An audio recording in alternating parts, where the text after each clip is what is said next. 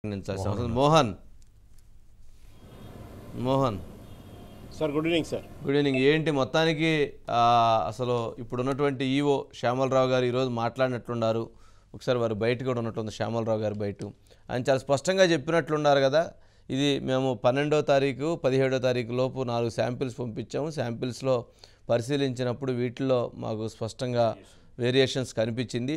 100 పాయింట్లు అంటే 98 నుంచి 102 పాయింట్స్ ఉండాల్సినటువంటి క్వాలిటీ 20 పాయింట్స్ మాత్రం, అంటే 80% పాయింట్స్ అంటే తక్కువ ఉంది. క్వాలిటీలో 100 పాయింట్లు ఉండాల్సినటువంటి క్వాలిటీ 20 పాయింట్సే ఉంది. అంటే 80 పాయింట్లు క్వాలిటీ డిఫరెన్స్ ఉందనేటువంటిది ఆయన స్పష్టంగా మెన్షన్ చేశారు. ఆ రిపోర్ట్స్లో కూడా ఎన్ని వచ్చినాయి, వాటికి సంబంధించి ప్రభుత్వానికి సబ్మిట్ చేయడం జరిగింది అని చెప్పని అన్నారు. జగన్మోహన్ రెడ్డి గారు ఏమంటారు, 2 నెలలు అయింది కదా అంటారు. 17వ తారీఖు తర్వాత రిపోర్ట్లు వస్తే 8వ నెల 9వ నెల, మరి వాడు వచ్చిన తర్వాత ఆ రిపోర్ట్ను మళ్ళీ సమీకరించుకొని వాటిని ప్రభుత్వానికి అందజేశారు. ప్రభుత్వం వీటి విషయంలో లోతైన అధ్యయనం చేయాల్సినటువంటి అవసరం ఉంది కాబట్టి లోతైన అధ్యయనం చేసి మొన్న ఆయన మాట్లాడారు. ఎవరు? ముఖ్యమంత్రి గారు. మరి అప్పటికే వాళ్ళు ముందు దాన్ని అక్కడ ఉన్నటువంటి ఆ ప్రక్షాళన ఏదైతే వాటన్నిటిని ఆపివేయటం, ఎవరైతే ఒరిజినల్గా నందిని నెయ్యిని తీసుకురావటం, దాన్ని వాడటం, ముందు ఆ పవిత్రతను కాపాడటం, ముందు ఆ క్వాలిటీ ఇవ్వటం, ఇవన్నీ కూడా జరిగేటువంటి ప్రక్రియలు. మరి అంతేనా మోహన్? ఏమన్నారు ఈవో గారు? అంతే సార్, తప్పకుండా సార్, తప్పకుండా. ఏదైతే రాష్ట్ర ముఖ్యమంత్రిగా నారా చంద్రబాబు పదవి బాధ్యతలు చేపట్టాక తిరుమల నుండే ప్రక్షాళన ప్రారంభిస్తానని చెప్పిన 24 గంటల్లోనే టీటీడీ ఈవోగా శ్యామలరావుని నియమించడం, శ్యామలరావు గారు పదవి బాధ్యతలు చేపట్టిన వెంటనే మొదటిగా శ్రీవారి అన్నప్రసాదాలు తనిఖీ నిర్వహించడం, అనంతరం శ్రీవారి లడ్డు ప్రసాదాలు తనిఖీయించడం, వారం రోజుల పాటు తనిఖీల్లోనే కొనసాగినటువంటి ఈవో చిన్న లాజిక్లు లాగేస్తారు. ఏదైతే మార్కెట్లో 450 నుంచి 550 రూపాయలు అమ్ముతున్నటువంటి నెయ్యిని 320 రూపాయలకి టీటీడీ ఎలా కొనుగోలు చేస్తుందనే లాజిక్ని లాగితే మొత్తం కల్తీ అంతా బయటపడిపోయింది సార్. ఏదైతే మార్కెట్లో 450 రూపాయల కన్నా తక్కువ క్వాలిటీ కొంటే అది నాణ్యత లేదనే అందరికీ తెలుస్తుంది సార్. అలాంటి నెయ్యిని టీటీడీ ఎలా కొనుగోలు చేస్తుందని దానిపైన అనుమానం రావడంతో కూడా దాన్ని ల్యాబ్కు పంపించారు. ముందుగా తిరుమల కొండపైన ఉన్నటువంటి FSSI అనే ఒక సంస్థ ద్వారా కూడా అక్కడ ఒక క్వాలిటీ టెస్ట్ కంట్రోల్ చేయిస్తే అక్కడ దాంట్లో కల్తీ ఉందని తేలడంతో కూడా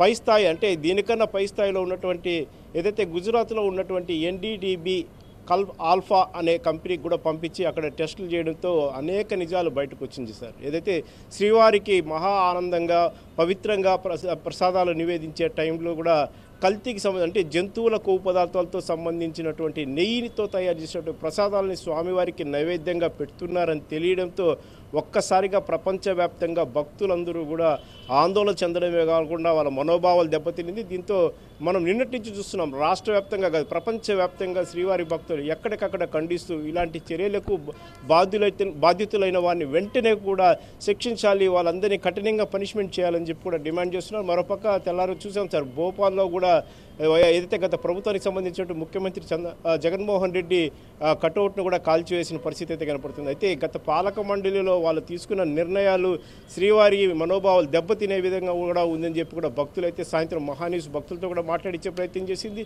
గతంలో అంటే 6 నెలల ముందు వచ్చిన భక్తుడు ఇప్పుడు వచ్చి ప్రసాదాల గురించి అదేవిధంగా అన్న ప్రసాదాల గురించి అడిగితే వాళ్ళందరూ కూడా సంతృప్తి వ్యక్తపరుస్తారు. గత 6 నెలల ముందు కూడా ఇలాంటి టేస్ట్ లేదని చెప్పి చాలా మంది పైన కేసులు ఈ జరుగుతున్నటువంటి దాంట్లో ఇవాళ ఒక కామెంట్ చూశాను.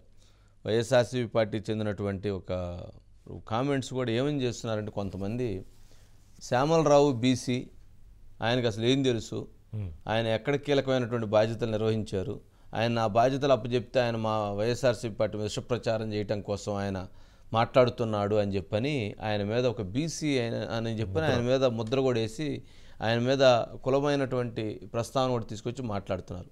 ఎంతటి దుర్మార్గం అండి!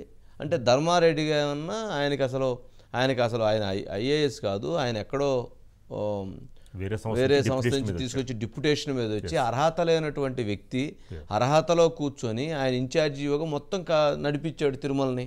ఆయనకి అంటే ధర్మారెడ్డి అయినంత మాత్రాన ఆయనకి ఏమన్నా మొత్తం తెలుస్తుందా?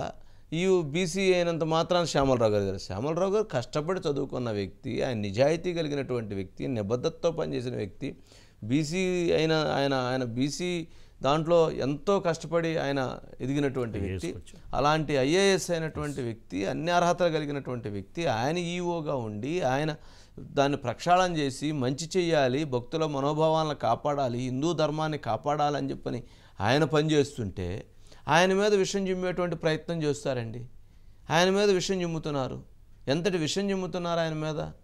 ఏం చిమ్ముతున్నారు అంటే నేను అంటుంది ఆయన సౌమ్యుడు, పద్ధతి కలిగిన వ్యక్తి, మంచి వ్యక్తి, నిజాయితీపరుడు. మరి అలాంటి వ్యక్తిని ఎలా వారు కామెంట్ చేస్తారండి? అంటే ధర్మారెడ్డి అయితేనేమన్నా గొప్పవాడా, బీసీ శ్యామలరావు అయితేనేమన్నా ఆయన ఇదిగాడా?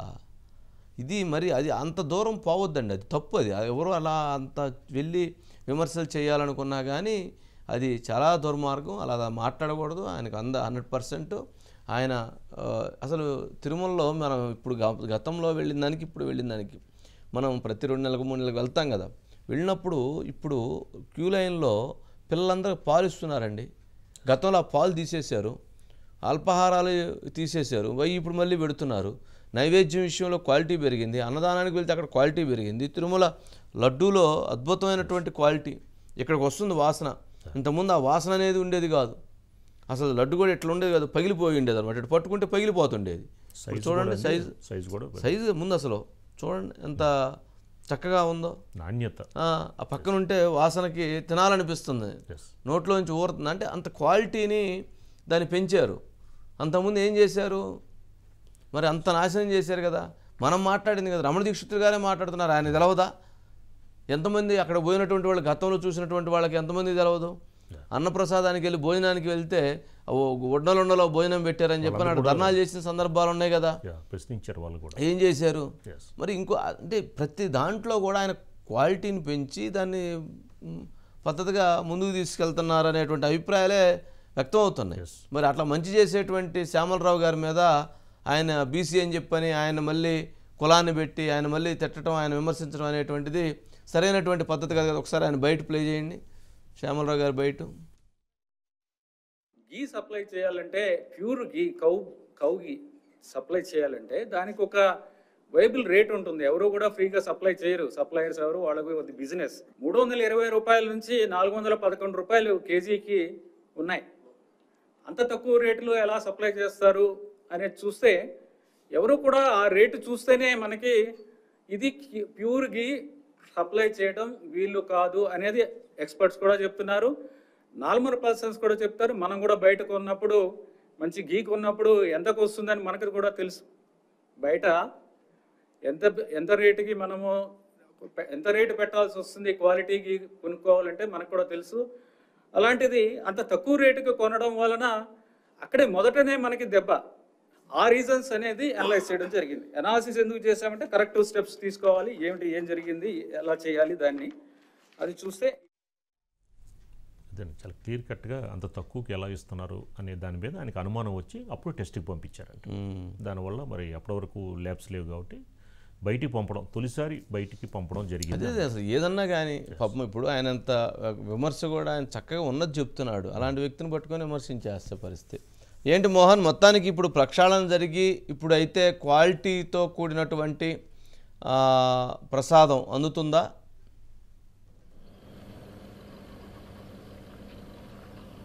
మోహన్ కనపడలా? మోహన్ ఓకే. అంటే మంచి చేసేది మంచి అని చెప్పాలండి, చెడు జరిగితే చెడు అని చెప్పాలి.